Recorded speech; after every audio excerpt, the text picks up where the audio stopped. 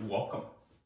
I hope you have been doing well in school, because if you've been failing, there's no reason for you to watch this. The single exam isn't going to help you, especially if you haven't learned any of the material over the year. Anyway, this is your pre-calculus exam. Go. 1.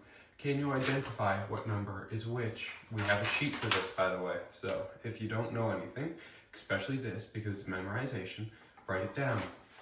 Mainly, natural numbers, irrational numbers, or integers.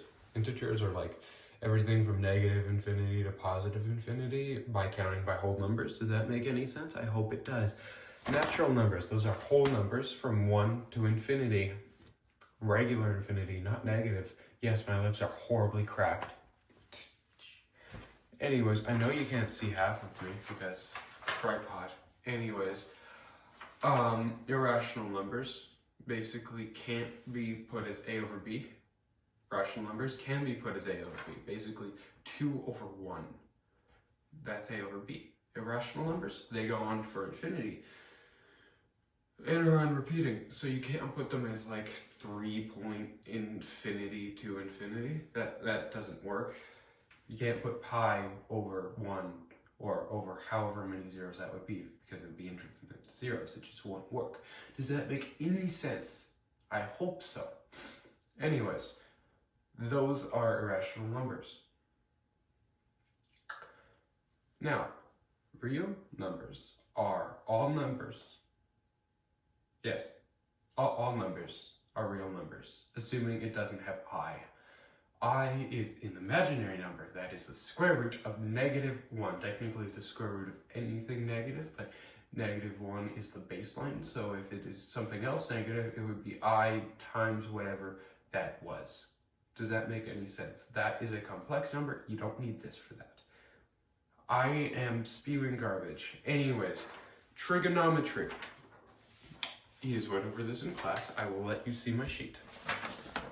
But yes, it is. Oh my god, focus. There. Yes, I got it wet because I put in the sink. I don't know why. You can read over the trig things. Those are the things I've written down. Most of this isn't super difficult.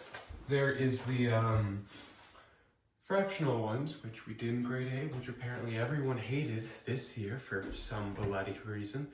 Anyways, those are just like x over x squared or something. Now, if the x or the variables on the bottom, you need to know what it cannot be, or what would make the bottom 0. If the bottom is 0, it is undefined. It cannot be undefined. If it is undefined, it is, what is the word for that crap? It is extraneous, yes. So basically, if you have 2 plus x, if x is -2, then 2 minus 2 is 0. So x cannot be -2. Does that make any sense? If it is one of those long 3 trinomial things, the stuff where I need to be doing magic hands apparently, yeah, just factor that out and you'll find what it cannot be. Math. And yeah, hopefully that makes sense.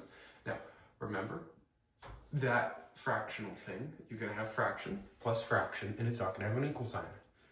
If that happens, you need to multiply it by ones or add zeros. Since adding zeros doesn't matter, you have to multiply it by ones, which means 2 over 2. Anything that you divide, basically if you divide one thing by itself, it equals 1.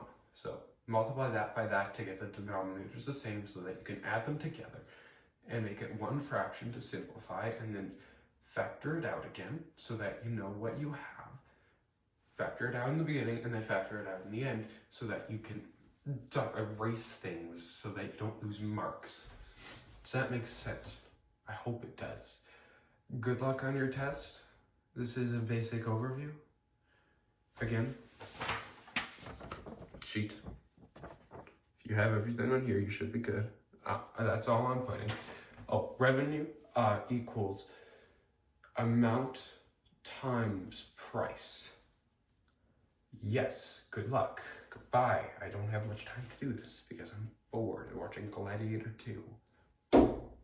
Also, remember, never mind, he's not doing the last unit. The 7 unit? I don't think he's doing that. He said something about not doing that. Yeah, he's not doing financial literacy. Okay, goodbye. Have a good day. Have a good weekend. Have a good study session.